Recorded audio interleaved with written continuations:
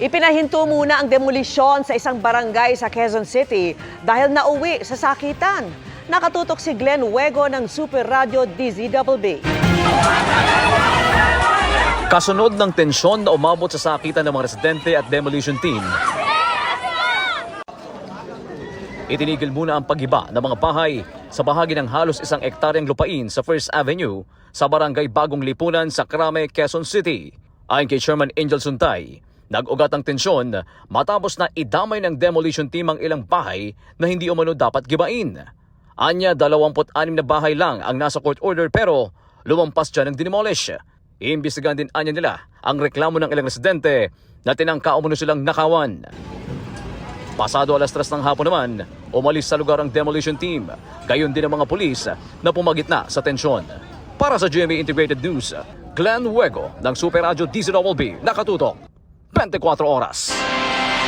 Sakto naman sa Christmas rush ang posibleng simula ng biyahe ng LRT-1 hanggang sa 5 bagong istasyon nito sa Parañaque. Yan po yung Phase 1 ng LRT-1 Cavite Extension na daraan sa PITX, pati sa bandang NAIA. Nakatutok si Joseph Morong. Sa susunod na linggo na, posible magsimula ang operasyon ng Phase 1 ng LRT Line 1 Cavite Extension. Possibly 16. No? We're fixing it.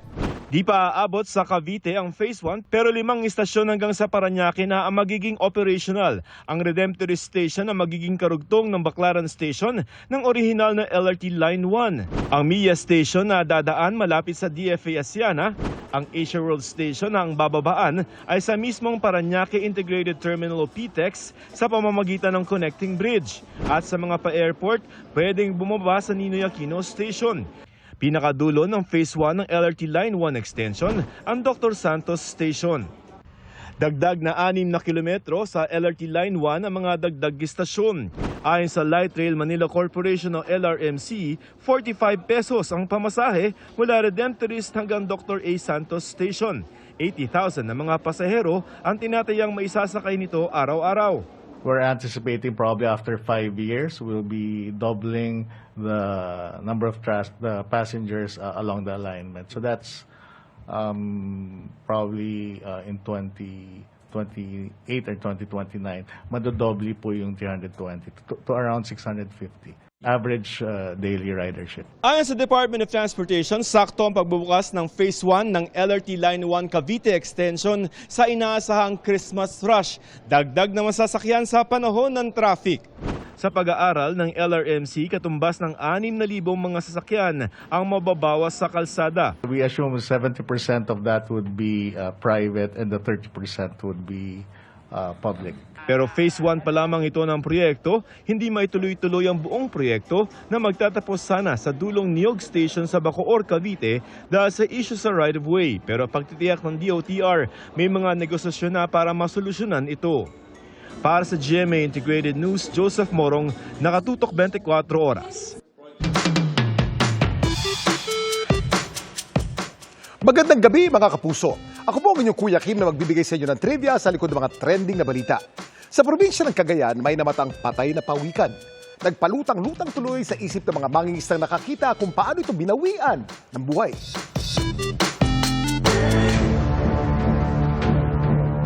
Habang pumapalaot sa dagat ng Santa Ana, Cagayan, ang mangingisdang si Gerald, meron daw siyang namataan. Isang palutang-lutang na pawikan. Hindi po siya umaalis sa kanyang pwesto. Pero nang kanya itong lapitan, dito tumambad kay Gerald na ito pala'y sugatan. Wasak ang kanyang leeg at namamalat na rin po gawa ng sikat ng araw na tumatama sa shell nito. Wow. Nangangamoy na rin daw ito. Ang pawikan kasi, wala na palang buhay. Paano kaya ito mga idol? Laki oh. Marahil ito ay 2 to 3 days na pong nakalutang sa dagat. Ano kayang nangyari sa kawawang pawikan? Kuya Kim, nakakalabas ba ang mga pawikan sa kanilang shell? Kuya Kim, ano na? Di tulad sa madalas napapanood natin sa mga cartoons, ang mga pawikan hindi nakakalabas ng kanilang shell. Ang kanila kasing katawan naka-attach o nakakabit dito. Ang kanilang shell ay may 3 bahagi. Ang carapace o yung taas na bahagi, ang plastron o yung ibabang bahagi, at ang bridge na siya nagdudugtong sa carapace at plastron. 6 na po ang kanilang mga buto, kabilang na ang backbone, breastbone at ribs. Nakakabit sa inner layer ng kanyang shell, kaya kasabay ng paglaki ng pawikan ay ang paglaki rin ng shell nito. Paano kaya nga ito mga idol. Laki oh. Ayon sa marine biologist, ang pawikan na namatang palutang-lutang ni Gerald, posibleng isang green sea turtle. Isa to sa pinaka-common na pawikan sa Pilipinas. Nag-flake off na yung mga scales o scutes niya dun sa carapace. Bloated na rin yung animal. Nag-decompose na yung laman loob niya. Patay na siya for quite some time. Yung cause nito, hindi natin madidetermine unless mag-conduct kayo ng necropsy. Sa tingin ko po ay tinamaan ito ng LSC ng bangka dahil ang spot na yun po ay daanan ng mga bangkang sinasakyan ng mga turistang pumupunta sa isla. Iniwan na lamang po namin ang pawikan sa laot dahil nga po ito ay mabaho na. Yung documentation kasi ng pagkamatay, dapat na re-report sa DNR kasi sila na yung magkoconduct no further investigation. Pero may ideya ba kayo kung gaano kalaki ang bao ng isa sa pinaniniwalang pinakamalaking pawikan sa kasaysayan? Tinatayang 5 hanggang 10 milyong taon na ang nakakaraan. Nabuhay sa mga freshwater swamps sa South America ang pinakamalaking pagong sa buong mundo, ang Stupendemis geographicus. Ang kanilang mga shell halos 10 feet ang haba at tumitimbang ng 2,500 pounds. Ayon sa mga eksperto na sumuri sa mga na-recover na shell at lower jaw ng naturang pagong, napag-alaman ang shell ng mga lalaking species ng Stupendemis geographicus ay may matitigas na sungay para maprotektahan ang kanilang bungo. Samantala, para malaman ng trivia sa likod ng viral na balita, i-post o i-comment lang, #Kuya Kim, ano na? Laging tandaan, kimportante ang may alam. Ako po si Kuya Kim at sagot ko kayo 24 oras. Bumagal ang paglago ng ekonomiya ng Pilipinas nitong ikatlong quarter ng taon kumpara sa mga sinundang quarter. 5.2% ang itinaas ng Gross Domestic Product o GDP o yung pinagsama-samang halaga ng kita sa mga produkto at serbisyo sa bansa. Mas mabagal yan sa 6.4% GDP growth noong second quarter. Kapos din yan sa target ngayong 2024 na 6 to 7%. Bagamat may 3 buwan pa para mahabol yan. Ilan sa sinisisi ng NEDA ang El Nino at tumitinding mga bagyo na epekto ng climate change. Tiwala ang NEDA na makakabawi pa sa ika-4 na quarter dahil sa pagbagal ng pagmahal ng mga bilihin at serbisyo at posibleng paggastos ng mga consumer habang palapit ang Pasko. We anticipate increases in holiday spending, more stable commodity prices given low inflation, lower interest rates, and a robust labor market. In the areas affected by typhoons, recovery efforts will drive economic activity and hopefully build back better. Nasunog ang isang sports car sa South Luzon Expressway o SLEX. Pag-aari po yan ng negosyante at race car driver na si Angie Meade King. Halos wala nang natira sa likurang bahagi ng kanyang 90s luxury sports car na Acura NSX. Kwento ni King na imaneho pa niya ito papuntang exit habang nagliliyab. Pero tuluyan na itong nilamon ng apoy. Nakalabas si King at nasa mabuting lagay bagamat sumakit-an niya ang kanyang baga. Hindi pa alam ni King ang sanhi ng sunog, lalo't sumailalim sa ilang modification o pagbabago ang sports car.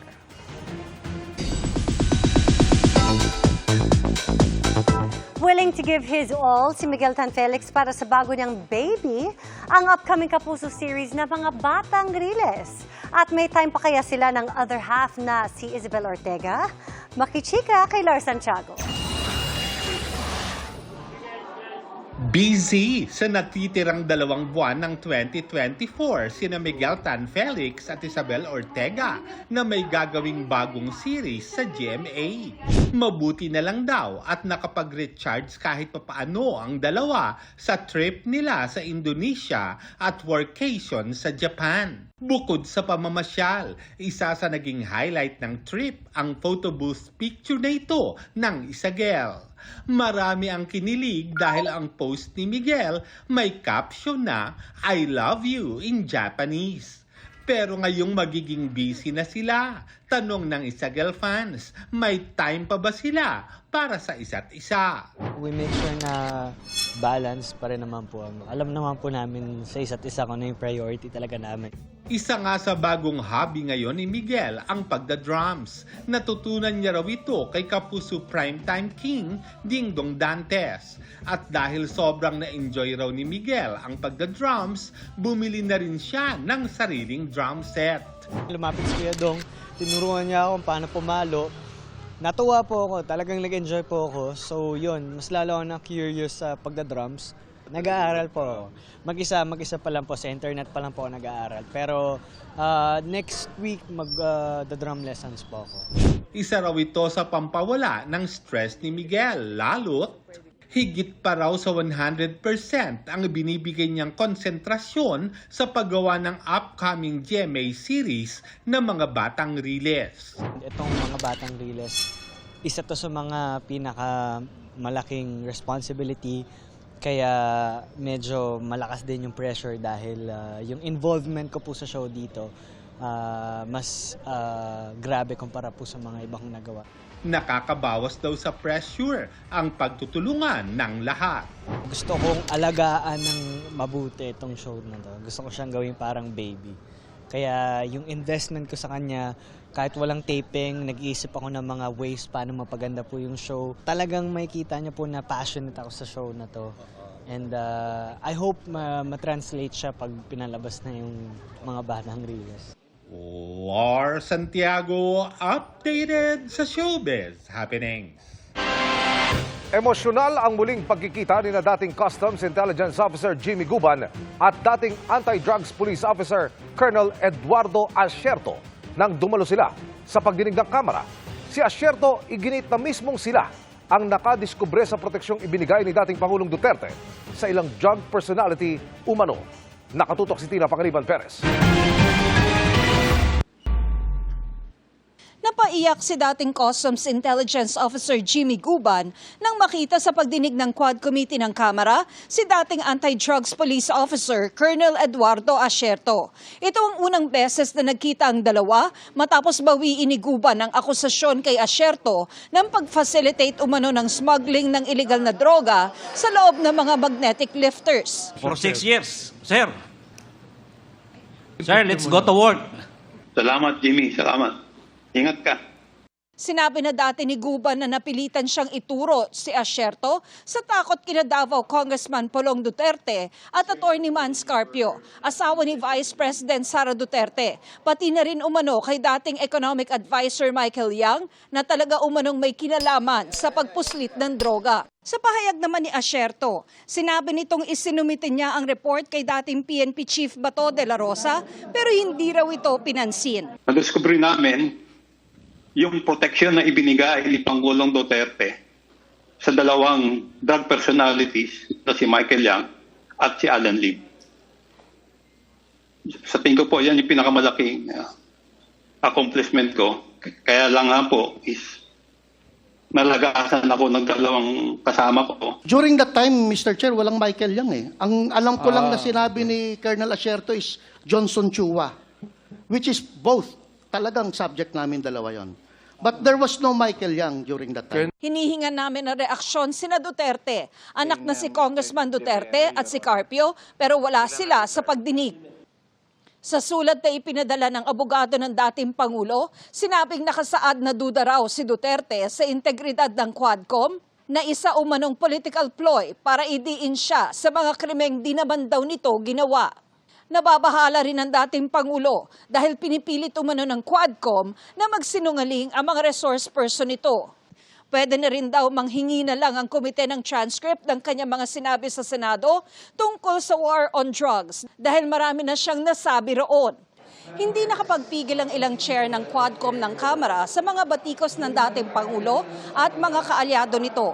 Gayong wala naman daw bahid politika ang kanilang investigasyon. Enough! Enough with the gaslighting. Enough with the distractions. Enough with the squid tactics. We cannot be knocked off course by words meant to confuse or mislead. Wala rin sa pagdinig ang asawa ng bise na si Atty. Carpio at humingi muna ng kopya ng affidavits ng mga testigo. Nagpadala ng sulat ang Chief of Staff ni Senator Bongo na hindi ito makakadalo sa pagdinig pero hindi binanggit sa pagdinig kung bakit. Hinihingan din namin ng pahayag si Senador Bato de la Rosa at ang nabanggit na si Michael Yang.